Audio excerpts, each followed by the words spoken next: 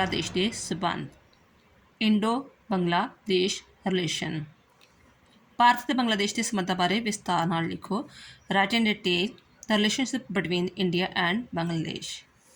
ਜਿਵੇਂ ਕਿ ਆਪਾਂ ਨੂੰ ਪਤਾ ਹੈ ਕਿ ਪਹਿਲਾਂ ਇੰਡੀਆ ਵਿੱਚੋਂ ਪਾਕਿਸਤਾਨ ਨਿਕਲਿਆ ਅਤੇ ਪਾਕਿਸਤਾਨ ਵਿੱਚੋਂ ਬੰਗਲਾਦੇਸ਼ ਬਣਿਆ ਹੈ।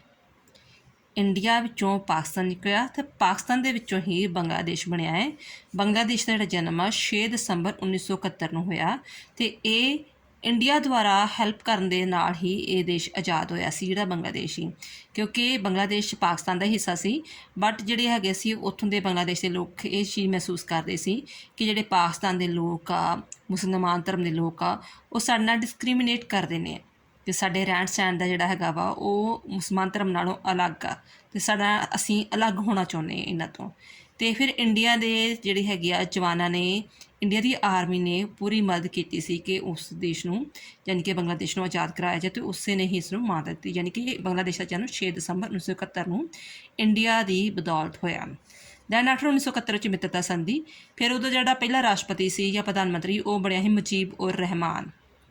ਜਿਵੇਂ ਤੁਹਾਨੂੰ ਮੈਂ ਪਹਿਲਾਂ ਵੀ ਦੀਆਂ ਫੋਟੋਆਂ ਜਿਹੜੀਆਂ ਗਈਆਂ ਸੈਂਡ ਕੀਤੀਆਂ ਹੋਈਆਂ ਵਾ, ਉਹ 1 ਬਾਏ 1 ਸਾਰੀਆਂ ਦੀਆਂ ਰਾਸ਼ਟਰਪਤੀ ਦੀਆਂ ਪ੍ਰਧਾਨ ਮੰਤਰੀ ਦੀਆਂ ਫੋਟੋਆਂ ਵੇਖ ਲਿਓ। ਮੁਜੀਬ ਉਰ ਰਹਿਮਾਨ ਸੀ ਅਤੇ ਉਹਨੇ ਪ੍ਰਧਾਨ ਮੰਤਰੀ ਨਾਲ ਸੰਧੀ ਕੀਤੀ ਸੀ ਜਾਂ ਮਤਲਬ ਕਿ ਦੋਸਤੀ ਕੀਤੀ ਸੀ ਕਿ ਅਸੀਂ ਰਹਿੰਦੀ ਦੁਨੀਆ ਤੱਕ ਜਾਂ 25 ਸਾਲ ਤੱਕ ਜਿਹੜੀ ਹੈਗੀ ਆ ਸਾਡੀ ਇਹ ਦੋਸਤੀ ਬਣੀ ਰਹੇਗੀ ਅਤੇ ਕੋਈ ਵੀ ਇਸ ਦੋਸਤੀ ਨੂੰ ਨਹੀਂ ਤੋੜ ਸਕੇਗਾ। ਕਿ ਉਹ ਸੋਚਦਾ ਸੀ ਕਿ ਜੇ ਮੇਰਾ ਦੇਸ਼ ਆਜ਼ਾਦ ਹੋਇਆ ਵਾ, ਬੰਗਲਾਦੇਸ਼ ਬਣਿਆ ਵਾ, ਅਤੇ ਇੰਡੀਆ ਦੀ ਬਦੌਲਤ ਹੀ ਹੋਇਆ ਵਾ। ਨੈਕਸਟ ਫਿਰ ਬੰਗਲਾਦੇਸ਼ ਨੂੰ ਸੰਯੁਕਤ ਰਾਸ਼ਟਰ ਦੇ ਮੈਂਬਰ ਬਣਨ ਵਿੱਚ ਭਾਰਤੀ ਸਹਾਇਤਾ, ਕਿਉਂਕਿ ਇੰਡੀਆ ਜਿਹੜਾ ਹੈਗਾ ਪਹਿਲਾਂ ਹੀ UNO ਦਾ ਮੈਂਬਰ ਸੀ ਅਤੇ ਉਹ ਚਾਹੁੰਦਾ ਸੀ ਕਿ ਜਿਹੜਾ ਬੰਗਲਾਦੇਸ਼ ਆ ਉਹ ਵੀ UNO ਦਾ ਮੈਂਬਰ ਬਣੇ। ਉਹਨੇ ਹੀ ਬਾਰ-ਬਾਰ ਰਿਕੁਐਸਟ ਕਰਕੇ UNO ਨੂੰ ਬੰਗਲਾਦੇਸ਼ ਨੂੰ ਵੀ ਫਿਰ ਜਿਹੜਾ ਹੈਗਾ ਹੈ UNO ਦਾ ਮੈਂਬਰ ਬਣਵਾਇਆ। ਫਿਰ ਸ਼ੇਖ ਮੁਜੀਬ ਉਰ ਰਹਿਮਾਨ ਦੀ ਭਾਰਤ ਯਾਤਰਾ। ਬਾਅਦ ਵਿੱਚ ਮੁੜ ਕੇ ਜਦੋਂ ਜਿਹੜਾ ਉੱਥੋਂ ਦਾ ਪ੍ਰਧਾਨ ਮੰਤਰੀ ਸੀ ਉਹ ਇੰਡੀਆ ਆਇਆ ਅਤੇ ਜਿਹੜਾ ਕਿਉਂਕਿ ਗੰਗਾ ਦਾ ਪਾਣੀ ਇੰਡੀਆ 'ਚ ਵੀ ਜਾਂਦਾ, ਬੰਗਲਾਦੇਸ਼ 'ਚ ਵੀ ਜਾਂਦਾ, ਅਤੇ ਉਹਨਾਂ 'ਚ ਕੋਈ ਪ੍ਰੋਬਲਮ ਕ੍ਰੀਏਟ ਹੁੰਦੀ ਸੀ ਗੰਗਾ ਦੇ ਪਾਣੀ ਲੈ ਕੇ, ਅਤੇ ਉਹਨੇ ਕਿਹਾ ਕਿ ਅਸੀਂ ਗੱਲਬਾਤ ਰਾਹੀਂ ਇਸ ਮਸਲੇ ਨੂੰ ਹੱਲ ਕਰਾਂਗੇ। ਸੰਬੰਧਾਂ ਵਿੱਚ ਪਰਿਵਰਤਨ। ਸੰਬੰਧਾਂ 'ਚ ਪਰਿਵਰਤਨ ਕਿਉਂ ਆਇਆ? ਪਹਿਲਾਂ ਸੀ ਉੱਥੋਂ ਦਾ ਰਾਸ਼ਟਰਪਤੀ ਜਾਂ ਪ੍ਰਧਾਨ ਮੰਤਰੀ ਮੁਜੀਬ ਉਰ ਰਹਿਮਾਨ, ਉਸ ਦੀ ਮੌਤ ਤੋਂ ਬਾਅਦ ਜ਼ਿਆਰ ਉਰ ਰਹਿਮਾਨ ਬਣਿਆ ਰਾਸ਼ਟਰਪਤੀ। ਠੀਕ ਆ, ਪਹਿਲਾਂ ਸ਼ੇਖ ਮੁਜੀਬ ਉਰ ਰਹਿਮਾਨ ਸੀ, ਉਸ ਦੀ ਮੌਤ ਤੋਂ ਬਾਅਦ ਮੁੜ ਕੇ ਜ਼ਿਆਰ ਉਰ ਰਹਿਮਾਨ ਬਣਿਆ ਤਾਂ ਉਹ ਇੰਡੀਆ ਦੇ ਨਾਲ ਬਿਲਕੁਲ ਵੀ ਸੰਬੰਧ ਸਹੀ ਨਹੀਂ ਰੱਖਦਾ ਸੀ, ਯਾਨੀ ਕਿ ਇੰਡੀਆ ਦੇ ਖਿਲਾਫ ਗੱਲ ਕਰਦਾ ਸੀ ਅਤੇ ਉਸਨੇ ਆਪਣੇ ਬੰਗਲਾਦੇਸ਼ ਵਿੱਚ ਇੰਡੀਆ ਦੇ ਖਿਲਾਫ ਜ਼ਹਿਰ ਘੋਲਣਾ ਸ਼ੁਰੂ ਕਰ ਦਿੱਤਾ। ਨੈਕਸਟ ਫਿਰ BJP ਦੀ ਸਰਕਾਰ ਆਈ, ਕਹਿ ਲਓ ਜਨਤਾ ਪਾਰਟੀ ਸਰਕਾਰ ਆਈ, ਅਤੇ ਜਨਤਾ ਪਾਰਟੀ ਦੀ ਸਰਕਾਰ ਨੇ ਦੈਨ ਆਫਟਰ ਫਿਰ ਦੁਬਾਰਾ ਤੋਂ ਜਿਹੜੇ ਬੰਗਲਾਦੇਸ਼ ਨਾਲ ਸੰਬੰਧ ਵਧੀਆ ਬਣਾਉਣ ਦੀ ਕੋਸ਼ਿਸ਼ ਕੀਤੀ ਅਤੇ ਇਹਨਾਂ ਦੌਰਾਨ ਇੱਕ ਫਰੱਕਾ ਸਮਝੌਤਾ ਵੀ ਹੋਇਆ। ਠੀਕ ਹੈ, ਨੈਕਸਟ ਹੈ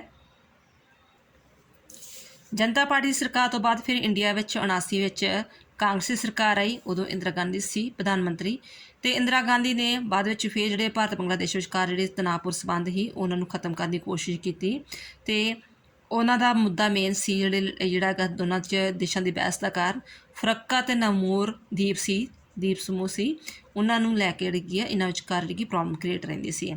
ਦੈਨ ਆਫਟਰ ਚੱਕਮਾ ਸ਼ਰਨਾਰਥੀਆਂ ਦੀ ਸਮੱਸਿਆ। ਸ਼ਰਨਾਰਥੀ ਹੁੰਦੇ ਬੇਟਾ ਇੱਕ ਦੇਸ਼ ਤੋਂ ਜਿਹੜੇ ਹੈਗੇ ਆ ਉਹ ਦੂਜੇ ਦੇਸ਼ ਵਿੱਚ ਚਲੇ ਜਾਣ। ਠੀਕ ਹੈ, ਜਦੋਂ ਉਹਨੂੰ ਲੱਗੇ ਕਿ ਸਾਡੇ ਦੇਸ਼ ਵਿੱਚ ਸਾਡੀ ਸੇਫਟੀ ਨਹੀਂ ਹੈਗੀ ਜਾਂ ਸਾਡੇ ਦੇਸ਼ ਦੀ ਸਰਕਾਰਾਂ, ਸਾਡੇ ਦੇਸ਼ ਦਾ ਸਿਸਟਮ ਸਾਨੂੰ ਪੁੱਛ ਨਹੀਂ ਰਿਹਾ, ਤਾਂ ਉਹ ਆਸਰਾ ਲੈਣ ਵਾਸਤੇ ਦੂਸਰੇ ਦੇਸ਼ ਵਿੱਚ ਚਲੇ ਜਾਂਦੇ ਆ। ਅਤੇ ਬੰਗਲਾਦੇਸ਼ ਦੇ ਜਿਹੜੇ ਲੋਕ ਸੀ, ਚੱਕਮਾ ਦੇ ਲੋਕ ਸੀ, ਚੱਕਮਾ ਸ਼ਰਨਾਰਥੀ ਸੀ, ਉਹ ਆਪਣੇ ਦੇਸ਼ ਨੂੰ ਬੰਗਲਾਦੇਸ਼ ਨੂੰ ਛੱਡ ਕੇ ਇੰਡੀਆ ਵਿੱਚ ਆਉਣ ਲੱਗ ਪਏ। ਘੱਟੋ ਘੱਟ 60,000 ਦੇ ਲਗਭਗ ਜਿਹੜੇ ਕਿ ਇੰਡੀਆ ਵਿੱਚ ਉਹ ਆ ਗਏ। ਰੀਜ਼ਨ ਕੀ ਸੀ ਕਿ ਆਪਣੇ ਆਪ ਨੂੰ ਸੁਰੱਖਿਅਤ ਮਹਿਸੂਸ ਨਹੀਂ ਕਰਦੇ ਸਨ। ਅਤੇ ਬਟ ਬੰਗਲਾਦੇਸ਼ ਨੇ ਫਿਰ 1991 ਵਿੱਚ ਬੰਗਲਾਦੇਸ਼ ਨੇ ਭਾਰਤ ਨੂੰ ਯਕੀਨ ਦਿਵਾਇਆ ਕਿ ਅਸੀਂ ਜਿਹੜੇ ਅੱਤਵਾਦੀ ਗਤੀਵਿਧੀਆਂ ਨੂੰ ਜਿਹੜੇ ਖਤਮ ਕਰਾਂਗੇ ਅਤੇ ਇਹਨਾਂ ਨੂੰ ਸੁਰੱਖਿਆ ਮੁਹੱਈਆ ਕਰਾਂਗੇ। ਠੀਕ ਹੈ, ਫਿਰ ਦੈਨ ਆਫਟਰ ਪ੍ਰੋਬਲਮ ਆਈ ਮੇਨ ਜਿਹੜੀ ਕਿ 3 ਬਿਘਾ ਗਲਿਆਰੇ ਦੀ। 3 ਬਿਘਾ ਗਲਿਆਰੇ ਇਹ ਬੜਾ 3 ਬਿਘਾ ਕਹਿ ਲਓ ਜਿਵੇਂ 3 ਕਿੱਲੇ ਜ਼ਮੀਨ ਵਗੈਰਾ ਹੁੰਦੇ ਆ। ਰੀਜ਼ਨ ਇਹ ਸੀ ਕਿ ਜਿਹੜਾ ਬੰਗਲਾਦੇਸ਼ ਦਾ ਕੁਝ ਹਿੱਸਾ ਜਿਹੜਾ ਹੈਗਾ ਸੀ ਉਹ ਇੰਡੀਆ ਦੇ ਵਿਚਕਾਰ ਆ। ਤੁਸੀਂ ਮੈਪ ਰਾਹੀਂ ਵੇਖੋਗੇ ਜੇ ਬੰਗਲਾਦੇਸ਼ ਦਾ ਜਿਹੜਾ ਮੈਪ ਆ ਉਹ ਇੰਡੀਆ ਦੇ ਜਿਹੜਾ ਢਾਕਾ ਵਾ ਉਹਨਾਂ ਦਾ ਉਹ ਕੁਝ ਥੋੜ੍ਹਾ ਜਿਹਾ ਏਰੀਆ ਇੰਡੀਆ ਦੇ ਵਿਚਕਾਰ ਜਾਂਦਾ, ਅਤੇ ਜੇ ਇੰਡੀਆ ਉਹਨਾਂ ਨੂੰ ਰਸਤਾ ਨਹੀਂ ਦਿੰਦਾ ਤਾਂ ਫਿਰ ਆਪਣੇ ਦੇਸ਼ ਨਾਲ ਕੱਟ ਆਫ ਹੋ ਜਾਂਦੇ ਸੀ।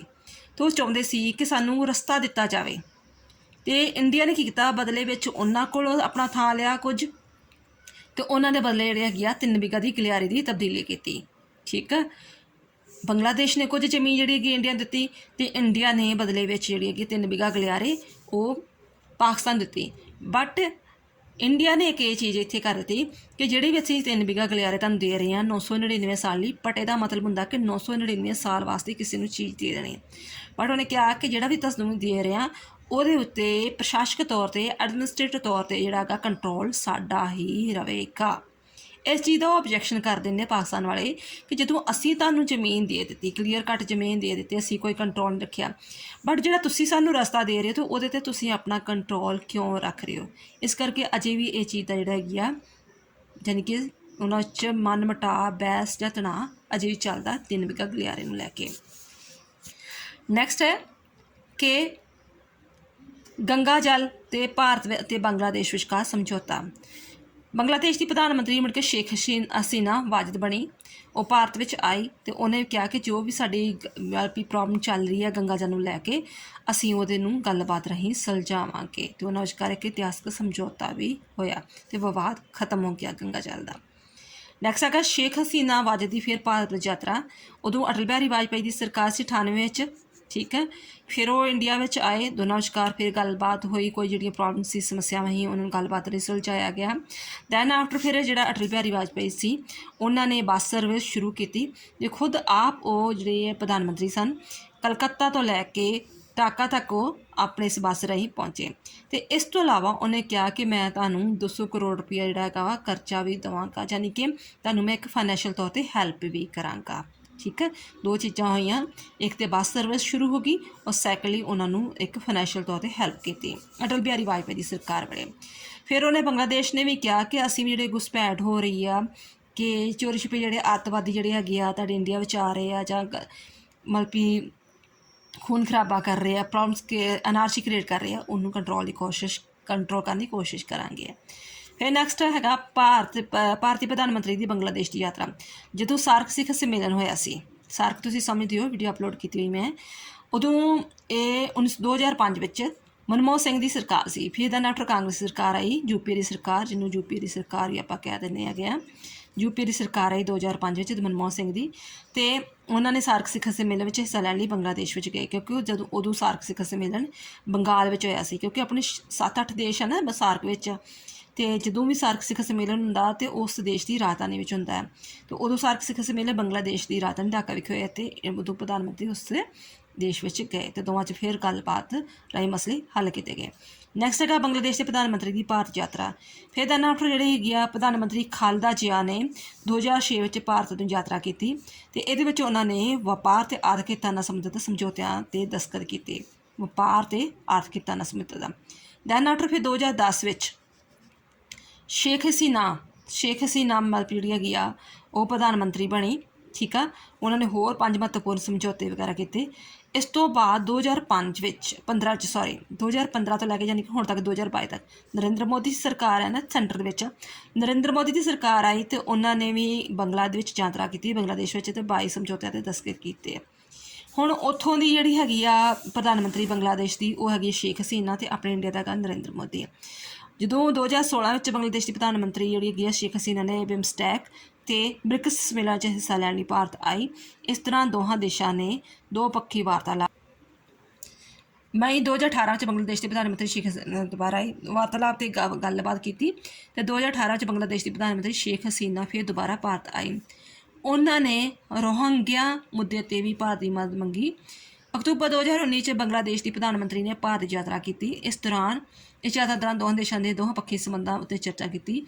ਆਪਾਂ ਸੰਖੇਪ ਵਿੱਚ ਇਹੋ ਕਹਿ ਸਕਦੇ ਹਾਂ ਕਿ ਭਾਰਤ ਨੇ ਹਰ ਹਾਲਤ ਵਿੱਚ ਜਿਹੜੀ ਹੈਗੀ ਆ ਬੰਗਲਾਦੇਸ਼ ਦੀ ਸਹਾਇਤਾ ਕੀਤੀ ਹੈ, ਆਜ਼ਾਦ ਵੀ ਕਰਵਾਇਆ, ਫਾਈਨੈਂਸ਼ੀਅਲ ਤੌਰ 'ਤੇ ਵੀ ਉਹਨੂੰ ਮਤਲਬ ਸਹਾਇਤਾ ਦਿੱਤੀ ਅਤੇ ਹਰ ਹੀਲੇ ਮਤਲਬ ਉਹਨੂੰ ਸਹਾਇਤਾ ਦਿੰਦੇ ਰਹੇ। ਇਵੇਂ ਕਿ ਜਿਹੜੇ ਜ਼ਖਮਾ ਸ਼ਰਨਾਰਥੀ ਸੀ ਉਹਨਾਂ ਦੀ ਵੀ ਹੈਲਪ ਕਰਦੇ ਰਹੇ ਆ, ਠੀਕ ਆ। ਬਟ ਜੋ ਚਾਹੁੰਦੇ ਸੀ ਕਿ ਸਹਿਯੋਗ ਬੰਗਲਾਦੇਸ਼ ਸਾਨੂੰ ਦੇਵੇ, ਉਹ ਅਜੇ ਤੱਕ ਉਹਨਾਂ ਨੂੰ ਪ੍ਰਾਪਤ ਨਹੀਂ ਹੋਇਆ। ਆਈ ਹੋਪ ਤੁਹਾਨੂੰ ਕੁਐਸਚਨ ਦੀ ਅੰਡਰਸਟੈਂਡਿੰਗ ਹੋ ਗਈ ਹੋਵੇ। ਫਿਰ ਵੀ ਕਿਸੇ ਪੁਆਇੰਟ ਦੀ ਨਾ ਸਮਝ ਲੱਗੇ ਤਾਂ ਬੇਟਾ ਤੁਸੀਂ ਕਮੈਂਟ ਵਿੱਚ ਲਿਖ ਸਕਦੇ ਹੋ। ਥੈਂਕਸ ਬੇਟਾ।